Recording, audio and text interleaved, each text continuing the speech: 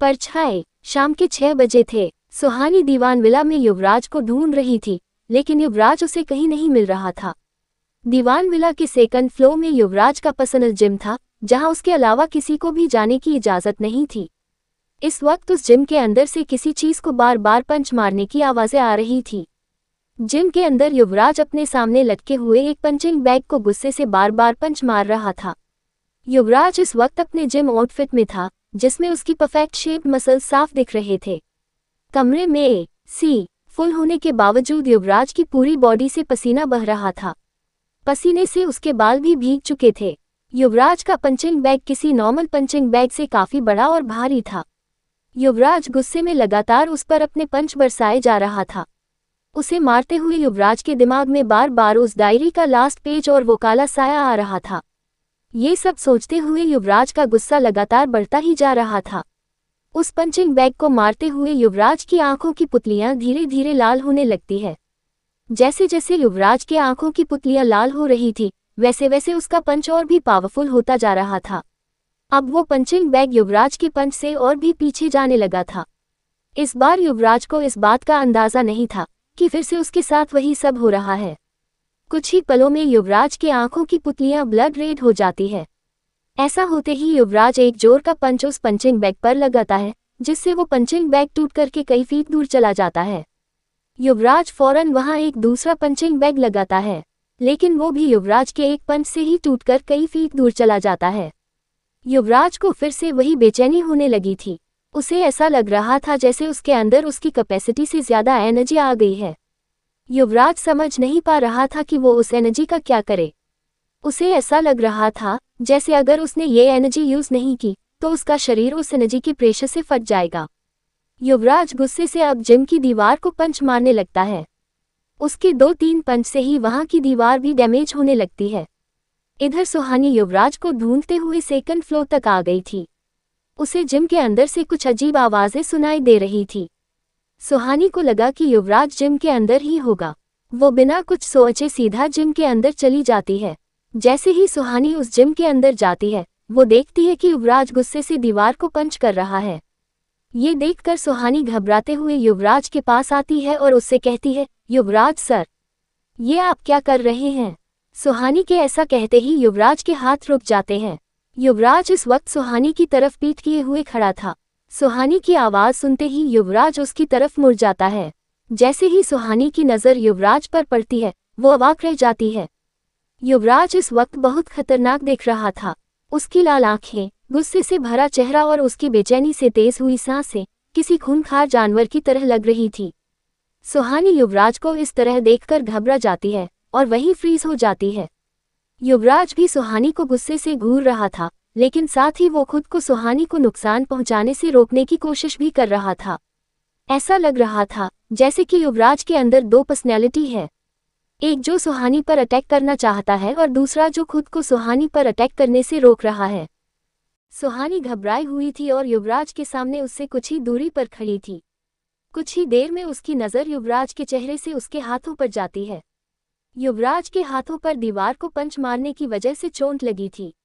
ये देखते ही सुहानी बाकी सब कुछ भूल जाती है और भागते हुए युवराज के पास आ जाती है। युवराज के पास आकर सुहानी उसका हाथ अपने हाथों में लेते हुए कहती है, युवराज सर, आपको कितनी चोट लगी है? ये कहते ही सुहानी फिर से युवराज के चेहरे को देखती है। युवराज अब भी उसे गुस्से से घूर रहा था। सुहानी युवराज को इतने पास से देखकर फिर से डर जाती है। अगले ही पल युवराज अपना हाथ झटक लेता है और अपने दूसरे हाथ से सुहानी के चेहरे को जोर से पकड़ लेता है। युवराज के ऐसा करते ही दर्द से सुहानी की आंखें भर जाती है। सुहानी युवराज की गुस्से से भरी लाल आंखों को देखते हुए कहती है, युवराज सर, मुझे दर्द हो रहा है। सुहानी की ये हालत देखकर युवराज उसे एक झटके में छोड़ देता है और पीछे मुड़ जाता है। उसे देखकर ऐसा लग रहा था जैसे वो खुद को रोकने की कोशिश कर रहा हो। युवराज गुस्से में सुहानी से कहता है, यहाँ से चली जाओ, वरना मुझे पता नहीं कि मुझसे क्या हो जाएगा। युवराज ने इस वक्त एक जिम इक्विपमेंट को जोर से पकड़ रखा था। सुहानी युवराज को ऐसे देखकर घबराई जरूर थी, लेकिन वो उसे इस हालत में अकेले छोड़कर नहीं जा सकती थी। सुहानी जानती थी कि युवराज इस हालत में दूसरों के साथ साथ खुद को भी काफी नुकसान पहुंचा सकता है। सुहानी वहीं रुककर हर उस वक्त के बारे में सोचने लगती है जब युवराज अपने इस रूप में आया था। पहली बार जंगल में भेड़ियों को रोकने के लिए और दूसरी बार समायरा के सामने उस साय को रोकने के लिए। तभी सुहानी के दिमाग में एक बात आती है। अब तक युवराज सुहानी की तरफ अपनी पीठ करके खड़ा था। सुहानी हिम्मत करके उसके सामने चली जाती है। आज अगर सुहानी की जगह कोई और इंसान होता तो वो युवराज को ऐसे देखकर एक सेकंड भी वहां नहीं रुकता। लेकिन सुहानी को इस वक्त युवराज से जितना डर लग रहा था उससे कहीं ज्यादा उसे युवराज की फिक्र हो रही थी। सुहानी धीरे धीरे युवराज की तरफ बढ़ने लगती है। उसे अब युवराज के गुस्से से कोई फर्क नहीं पड़ रहा था। युवराज उसे अपनी लाल आंखों से घूरे जा रहा था। सुहानी धीरे धीरे आगे बढ़कर युवराज का चेहरा अपने दोनों हाथों में ले लेती है। उसके ऐसा करते ही युवराज जैसे ही गुस्से से उसकी तरफ बढ़ता है, सुहानी बड़े प्यार से धीमी आवाज में कहती है, शश काम डाउन। सुहानी के ये कहते ही युवराज रुक जाता है। सुहानी धीरे से युवराज के और करीब जाती है और उसका सर थोड़ा नीचे झुककर अपना सर उसके सर पर टेक देती है और युवराज से कहती है, टेक अ डीप ब्रेथ। सुहानी के ऐसा करते ही युवराज शांत होने लगता है और एक गहरी सांस अंदर लेता है। इस वक्त सुहानी और युवराज के चेहरा इतना नजदीक था कि दोनों एक दूसरे की सांसों को अपने चेहरे पर महसूस कर पा रहे थे।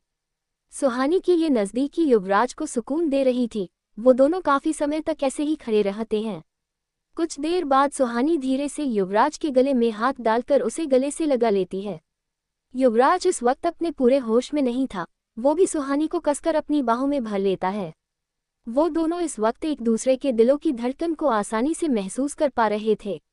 अब युवराज पूरी तरह से शांत हो चुका था। थोड़ी देर बाद युवराज अपनी आंखें खोलता है। उसकी आंखें अब नॉर्मल हो चुकी थी। वो सुहानी की बाहों को पकड़कर खुद से अलग करने लगता है। युवराज के ऐसा करते ही सुहानी भी अपनी आंखें खोल लेती है और युवराज से अलग हो जाती है। सुहानी इस वक्त ऑकवर्ड फील कर रही थी, लेकिन युवराज हैरान था। वो सुहानी को हैरानी से देखते हुए कहता है, ये तुमने कैसे किया? सुहानी युवराज से कहती है, क्या? युवराज अपनी बात एक्सप्लेन करते हुए कहता है, तुमने मुझे ठीक कैसे किया? सुहानी युवराज से कहती है, आपको शांत करके। युवराज कंफ्यूज होकर सुहानी को देखने लगता है। ये देखकर सुहानी युवराज को समझाते हुए कहती है, वो क्या है ना, हमारा कोई करीबी या हम जिनसे प्यार करते हैं, जब हम उनको हक करते हैं तो हम रिलैक्स हो जाते हैं और हमारा दिमाग बिल्कुल शांत हो जाता है। सुहानी ने बिना कुछ सोचे एक सांस में ये बात युवराज से कह दिया। सुहानी की बात सुनकर युवराज की आंखों में चमक आ जाती है, लेकिन वो सीरियस होकर सुहानी से कहता है, तो तुम कहना क्या चाहती हो कि मैं तुमसे प्यार करता हूँ? युवराज के ये कहते ही सुहानी खामोश रह जाती है। उसे समझ आता है कि शायद उसे ऐसा नहीं कहना चाहिए था। वो नर्वस होते हुए कहती है, नहीं सर, मेरे कहने का ये मतलब नहीं था। युवराज सुहानी से कहता है, नहीं, तुमने एग्जैक्टली यही कहा। सुहानी घबराते हुए कहती है, नहीं सर, आप गलत समझ रहे हैं। युवराज को सुहानी की ये हालात देखकर अंदर ही अंदर हंसी आ रही थी, जो जानबूझकर उसे परेशान कर रहा था। युवराज आगे उससे कहता है, अभी तुम ये कह रही हो कि मैं तुमसे प्यार करता हूँ, बाद में ये भी कह सकती हो कि मैंने तुम्हें अपने घर में किडनैप करके रखा है। युवराज की ये बात सुनकर अब सुहानी की शक्ल रोने वाली हो गई थी।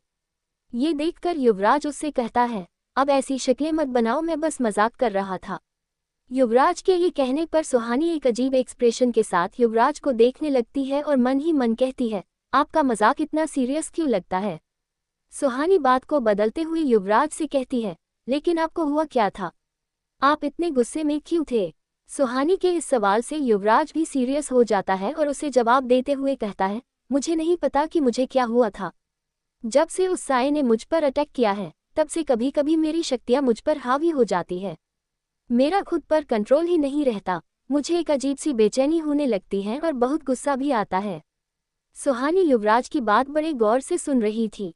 युवराज की बात पूरी होते ही सुहानी कहती है, तो क्या उस साये ने, मेरा मतलब मृदुला की आत्मा ने आपके साथ कुछ किया है? युवराज सुहानी की बात से असहमत होते हुए कहता है, नहीं, मुझे लगता है कि समायरा ने मेरे साथ कुछ किया है। सुहानी इस बारे में सोच ही रही थी, तभी युवराज उससे कहता है, तो क्या तुम मुझ पर नजर रख रही थी? सुहानी युवराज का ये सवाल सुनकर अपना मुंह बनाते हुए कहती है, नहीं तो मैं क्यों आप पर नजर रखूंगी? युवराज उससे कहता है, तो फिर तुम यहाँ कैसे पहुंच गई? सुहानी को अचानक एक बात याद आती है और युवराज से कहती है, अरे हाँ, मैं आपको ढूंढते हुए यहाँ आई थी। युवराज कहता है, तुम मुझे क्यों ढूंढ रही थी? सुहानी जवाब देती है, क्योंकि मुझे आपसे एक जरूरी बात करनी थी। युवराज अपने एटीट्यूड में कहता है, बोलो। सुहानी अपने आसपास देखने लगती है। उसे कुछ दूरी पर वो कैरी बैग दिखाई देता है जिसे वो अपने साथ लेकर आई थी। वो उस कैरी बैग को लेकर युवराज के पास आती है और उसके अंदर से कुछ बाहर निकालती है। उसे देखकर ऐसा लग रहा था जैसे वो कोई सामान हो जिस पर एक कपड़ा लपेटा गया था। सुहानी उसे युवराज की तरफ बढ़ा देती है। युवराज सुहानी से बिना कोई सवाल किए उसे अपनों हाथों में ले लेता है और उस सामान के ऊपर से कपड़ा हटाने लगता है। जब युवराज उस पर से सारे कपड़े हटा लेता है, तब जो वो देखता है उसे देखकर वो अपने चेहरे का एक्सप्रेशन छुपा नहीं पाता। ये वही कटार थी जिससे उस साय ने सुहानी पर वार किया था, लेकिन वो लगा युवराज को था। युवराज ने उस कटार को बहुत ढूंढा था, लेकिन वो कटार उसे कहीं नहीं मिला था। युवराज हैरानी से सुहानी को देखते हुए कहता है, ये कटार तुम्हारे पास कैसे आई? सुहानी युवराज से कहती है, उस रात मैंने ये कटार वहां से उठा लिया था। लेकिन क्यों? युवराज पूछता है। सुहानी जवाब देते हुए कहती है, उस रात जब आपकी टीम आपको और समायरा को हॉस्पिटल ले गई थी तब मैं कुछ देर वहीं थी। जब मैं वहां से जाने लगी तो मेरी नज़र इस कतार पर पड़ी और पता नहीं क्यों मुझे लगा कि मुझे इसे अपने साथ ले जाना चाहिए, और मैं इसे अपने साथ ले आई। सुहानी की बात सुनकर युवराज बड़े गौर से उस कतार को देखने लगता है। वो मन ही मन सोचता है, अब शायद भैरवनाथ मुझे बता पाएगा कि मेरे साथ आखिर हो क्या रहा है। इधर अक्षय अपने कमरे से बाहर निकलता है और अपने आसपास बड़ी सावधानी से देखने लगता है। उसे देखकर ऐसा लग रहा था जैसे वो सबकी नज़र से बचने की कोशिश कर रहा है। कुछ ही देर में वो युवराज के कमरे के अंदर चला जाता है। अंदर जाते ही अक्षय पूरे कमरे को बड़े गौर से देखने लगता है। फिर वो युवराज के ड्रेसिंग टेबल की तरफ बढ़ने लगता है। अक्षय युवराज के ड्रेसिंग टेबल से उसका यूज किया हुआ कॉम्ब उठता और उसे गौर से देखने लगता है। उसे उस कॉम्ब में एक बाल दिखाई देता है जो युवराज का था। अक्षय उस बाल को अपनी 2 उंगलियों से पकड़कर निकाल देता है और उसे अपने चेहरे के सामने लाकर मुस्कुराते हुए कहता है, चलो, ये काम तो आसानी से हो गया, अब एक और काम बाकी है। युवराज के हाथों में वो कतार देकर सुहानी जिम से बाहर चली जाती है और युवराज गौर से उस कतार को देखने लगता है। युवराज उसे अपने हाथों में पकड़कर अपनी आंखें बंद कर लेता है और उसकी एनर्जी फील करने की कोशिश करने लगता है। कुछ देर बाद युवराज अपनी आंखें खोलता है और कहता है, ये क्या? मैं इस कतार में कोई एनर्जी फील क्यों नहीं कर पा रहा हूँ? उस रात जब मैंने इसे छुआ था तब इसमें काफ़ी एनर्जी थी। कुछ सोचने के बाद युवराज आगे कहता है, शायद समायरा ने इसे सिर्फ एक बार ही इस्तेमाल करने के लिए बनाया था। जिम से निकलने के बाद युवराज अपने वॉशरूम में शॉवर ले रहा था। वो वॉशरूम की दीवार पर अपना हाथ रखकर शॉवर के नीचे खड़ा था। युवराज पर पड़ती पानी की एक एक बूंद उससे उस नेगेटिविटी को अलग कर रही थी जो कुछ देर पहले तक उसके अंदर थी। युवराज के दिमाग में इस वक्त जिम के अंदर का इंसिडेंट चल रहा था जब सुहानी उसके साथ थी। सुहानी का युवराज के करीब आना, उसे संभालना, उसे इतने प्यार से गले लगाना, उसकी सांसें अपने चेहरे पर महसूस होना, ये सारी बातें युवराज को बेचैन कर रही थी। इससे पहले युवराज सुहानी से जुड़ी हर फीलिंग को अपने मन में ही नकार देता था, लेकिन जब से उसने अक्षय के सामने सुहानी के लिए अपनी फीलिंग एक्सेप्ट की थी तब से उसके लिए सुहानी से दूर रहना मुश्किल होता जा रहा था। इधर युवराज वॉशरूम में शॉवर ले रहा था और सुहानी उसके बेडरूम के बाहर खड़ी थी। सुहानी दरवाज़ा नॉक करते हुए कहती है, युवराज सर। युवराज वॉशरूम में था इसलिए वो सुहानी की आवाज़ नहीं सुन पा रहा था। सुहानी के कई बार आवाज़ देने पर जब अंदर से कोई रेस्पॉन्स नहीं आता तो सुहानी युवराज के कमरे के अंदर चली जाती है। सुहानी युवराज के कमरे के अंदर कुछ कदम ही आ पाई थी कि तभी युवराज टॉवल में वॉशरूम से बाहर निकल जाता है और उसकी नज़र सुहानी पर पड़ती है। उसने सुहानी को ऐसे यहाँ एक्सपेक्ट नहीं किया था। युवराज को देखते ही सुहानी की आंखें भी हैरानी से बड़ी हो जाती है। वो दोनों एक साथ पीछे मुड़ जाते हैं। युवराज गुस्से में कहता है, तुम यहाँ क्या कर रही हो? सुहानी भी हड़बड़ाते हुए कहती है, आप घर में टॉवल पहनकर क्यों घूम रहे हो? सुहानी की बात सुनकर युवराज का गुस्सा और भी बढ़ जाता है। वो चिढ़ते हुए कहता है, ये मेरा कमरा है और मैं यहाँ टॉवल में घूमूंगा। It's none of your business. Suhani खामोश हो जाती है। उसे रियलाइज होता है कि युवराज बोल तो सही रहा है।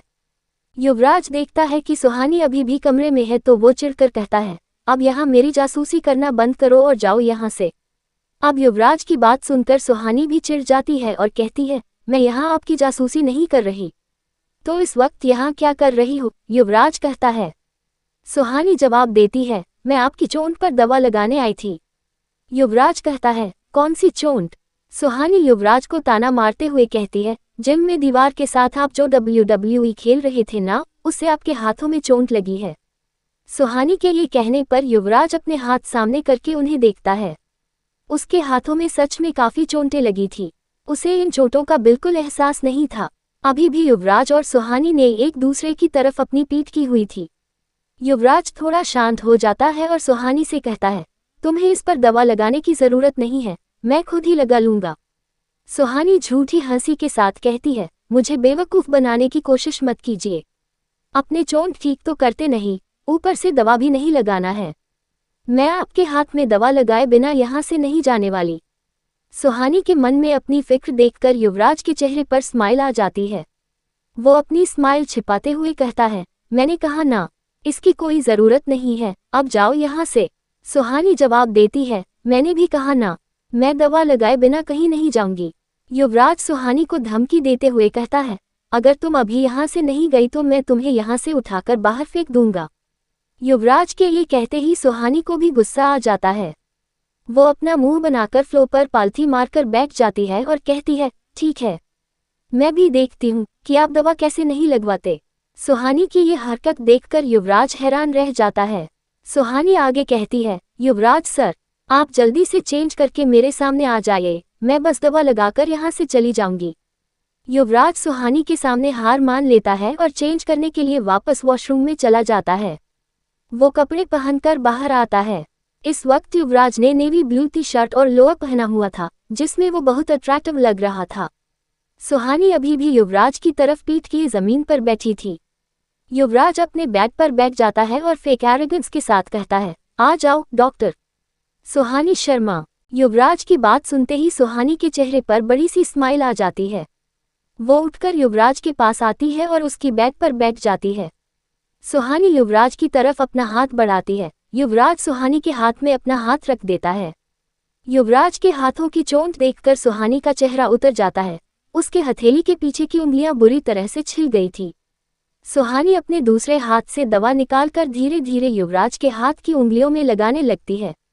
युवराज को इससे हल्की जलन महसूस हो रही थी, लेकिन उसे इससे कोई फर्क नहीं पड़ रहा था। पर सुहानी का चेहरा देखकर ऐसा लग रहा था जैसे युवराज का सारा दर्द उसे ही महसूस हो रहा हो। सुहानी इस वक्त धीरे धीरे फूंक मारते हुए युवराज के हाथों पर दवा लगा रही थी। उसका पूरा ध्यान युवराज की चोट पर था और युवराज का ध्यान सुहानी के चेहरे पर। कुछ ही देर बाद सुहानी युवराज के हाथों पर दवा लगा लेती है और अपना सर ऊपर करते हुए युवराज को देखती है। युवराज उस वक्त बस एकटक सुहानी के चेहरे को देख रहा था। युवराज अपने हाथ सुहानी की तरफ बढ़ाता है और उसके चेहरे पर आ रहे उसके बालों को चेहरे से हटा देता है। युवराज के हाथ जैसे ही सुहानी के चेहरे को छूते हैं, सुहानी के दिल की धड़कन तेज हो जाती है। युवराज सुहानी के चेहरे को इस तरह से देख रहा था जैसे चाहकर भी वो उससे नजरें नहीं हटा पा रहा हो। वो इसी तरह सुहानी की आंखों में खोए हुए धीरे धीरे उसके नजदीक जाने लगता है। सुहानी समझ नहीं पा रही थी कि युवराज क्या करने की कोशिश कर रहा है। उसने पहले कभी उसे इस तरह से बिहेव करते नहीं देखा था। युवराज अपना एक हाथ सुहानी के चेहरे पर रखता है और अपना चेहरा उसके एकदम नजदीक ले जाता है। अगले ही पल युवराज अपने होंठ सुहानी के माथे पर ले जाकर उसे किस कर देता है। युवराज के ऐसा करते ही सुहानी के दिल की धड़कन जैसे रुक जाती है और उसका चेहरा शर्म से लाल हो जाता है। युवराज का हाथ अभी भी सुहानी के चेहरे पर था और चेहरा सुहानी के एकदम करीब। तभी अचानक से युवराज के कमरे का दरवाजा खुल जाता है और बहुत हड़बड़ी के साथ अक्षय कमरे के अंदर आ जाता है। अक्षय 2-3 कदम ही अंदर आया था तभी उसकी नज़र युवराज और सुहानी पर पड़ती है। उन्हें देखते ही वो अपने आंखों के सामने अपने हाथ रख देता है और पीछे मुड़ जाता है। अक्षय दरवाजे की तरफ ही देखते हुए कहता है, सॉरी, मैंने कुछ नहीं देखा। अक्षय के वहां आते ही सुहानी और भी घबरा जाती है और बेड से उठकर खड़ी हो जाती है। युवराज का हाथ जो अब तक सुहानी के चेहरे पर था, सुहानी के उठ जाने पर वो अब हवा में रह जाता है।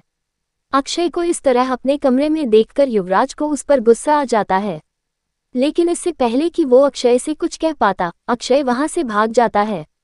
ये सिचुएशन युवराज और सुहानी के लिए काफी ऑकवर्ड हो गई थी। युवराज अपने बेड से उठता है और बिना किसी एक्सप्रेशन के कहता है, अब पता चला जब कोई बिना नॉक किए कमरे में घुस जाता है तो कैसा लगता है। सुहानी एकटक युवराज को देखने लगती है। अब वो हद से ज्यादा एम्बेरेस हो चुकी थी। वो बिना अपनी पलकें झपकाए दरवाजे की तरफ मुड़ जाती है और धीरे धीरे उस तरफ चलने लगती है। 2-3 कदम चलने के बाद सुहानी की स्पीड बढ़ जाती है और वो भागते हुए कमरे से बाहर चली जाती है। युवराज उसे इस तरह से जाते हुए देखकर स्माइल करने लगता है। सुहानी के वहां से जाने के बाद भी युवराज के चेहरे पर हल्की मुस्कान थी। तभी उसका फोन बजने लगता है। फोन की आवाज से युवराज का ध्यान टूटता है और वो बेड पर रखा अपना फोन उठाता है। सामने एक आदमी की आवाज आती है, सर। आज वो फिर से समायरा से मिलने आई थी। उस आदमी की बात सुनते ही युवराज के चेहरे की मुस्कान गायब हो जाती है और वो सीरियस हो जाता है।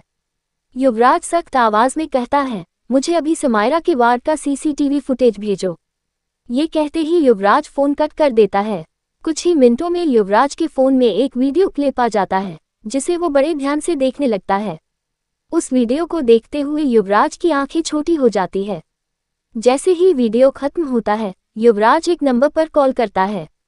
सामने से रॉबिन की आवाज आती है, यस सर।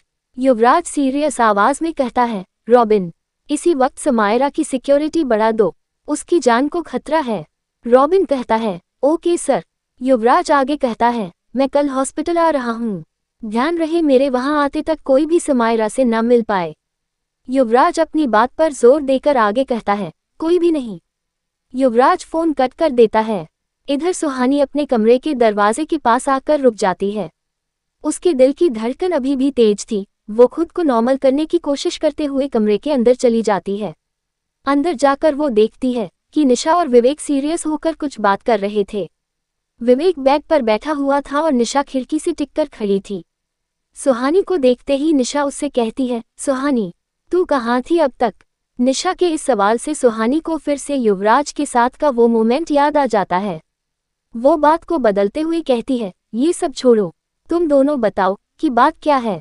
तुम लोग काफी परेशान लग रहे हो। सुहानी की बात सुनकर विवेक कहता है, हम उस डायरी के बारे में बात कर रहे थे। सुहानी कंफ्यूज होकर कहती है, डायरी के बारे में? लेकिन क्या? विवेक कहता है, तुमने उस कहानी में कुछ अजीब नोटिस नहीं किया क्या? सुहानी जवाब देती है, मुझे कुछ समझ नहीं आ रहा कि तुम क्या कह रहे हो। विवेक सुहानी को समझाते हुए कहता है, सुहानी, हम सब जानते हैं कि वो साया मतलब मृदुला कितनी पावरफुल है। सुहानी विवेक की बात से सहमत होते हुए कहती है, हाँ। विवेक आगे कहता है, इसका मतलब वो औरत मृदुला से ज्यादा ही पावरफुल होगी जिसने उसे जागृत किया था। सुहानी फिर से हाँ में सर हिलाते हुए कहती है, हाँ बिल्कुल। विवेक कहता है, तो उस डायरी के अकॉर्डिंग वो मृदुला और वो औरत उस विशिंग वेल की रक्षा कर रहे हैं। इसका साफ मतलब है कि उस विशिंग वेल में कुछ तो ऐसी चीज होगी ना जिसकी ये दोनों सदियों से रक्षा करते आ रहे हैं। हमें अब तक लग रहा था कि बस ये एक खतरनाक आत्मा की कहानी है, लेकिन इसमें और भी कई ऐसे एस्पेक्ट्स हैं जिसे हम बिल्कुल नहीं जानते। इनफैक्ट हमें अब तक ये भी नहीं पता कि वो आत्मा किसका रूप लेकर हमारे बीच घूम रही है। सुहानी सोच में पड़ जाती है और कहती है, मुझे लगता है वो पद्मिनी सिंघनिया ही है। ये सुनते ही निशा कहती है, यार, लगती तो हमें भी वही है, लेकिन हम श्योरिटी से कुछ कह नहीं सकते। विवेक आगे कहता है, मुझे भी लगता है कि पद्मिनी ही वो साया है, लेकिन पता नहीं क्यों वो कई दिनों से शहर में दिख भी नहीं रही है। इतनी मेहनत करने के बाद भी मुझे आज तक पता नहीं चला कि वो रहती कहाँ है। विवेक ये कह ही रहा था तभी निशा खिड़की के बाहर देखते हुए हैरानी से कहती है, ओह माय गॉड। ये सुनकर विवेक और सुहानी निशा से पूछते हैं, क्या हुआ? निशा खिड़की से बाहर देखते हुए अपने ही अंदाज में कहती है, जिसको ढूंढा गली गली वो युवराज सर की पड़ोसी निकली। सुहानी निशा से कहती है, निशा तू ये क्या कह रही है? निशा कहती है, भागते हुए यहाँ आओ वरना ये सीन मिस कर दोगे। विवेक और सुहानी निशा के पास आते हैं और खिड़की से बाहर देखने लगते हैं। बाहर देखते ही उनके चेहरे का एक्सप्रेशन बदल जाता है और दोनों हैरानी से एक साथ कहते हैं, पद्मिनी सिंघनिया यहाँ। आगे की स्टोरी जानने के लिए परछाई का अगला एपिसोड सुने और हमारे चैनल को सब्सक्राइब करें और प्यार दें।